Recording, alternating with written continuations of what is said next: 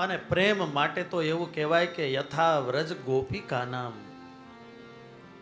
સ્વામિનારાયણ ભગવાન પણ વચનામૃતમાં કહે પ્રીતિ તો અમારે ગોપીઓના જેવી. સ્વયં સ્ત્રીઓ વનચરી વ્યભિચાર દુષ્ટા એ આહિરાણીઓ, પણ ભગવાનમાં પ્રેમ એણે ગજબનો કરેલો. ભક્તિના આચાર્ય તરીકે ગોપીઓની ગણના થાય.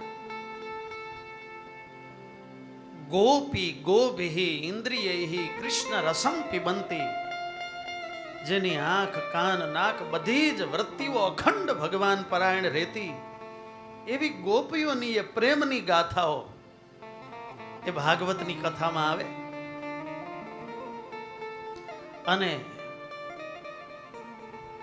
વ્રજ વનિતાનો એ પ્રેમ જોઈને ભગવાન પણ એના દાસ બની જાય. વ્રજ નારી કર તાળી વગાડે, નટ નવર થઈ થઈ નાચે રે. તાહી અહીર કી છોહરિયા છછિયા ભર છાછ પે નાચ નચાવે. ભગવાન પણ એવા ગોપીઓને આમ આધીન વર્તે ને.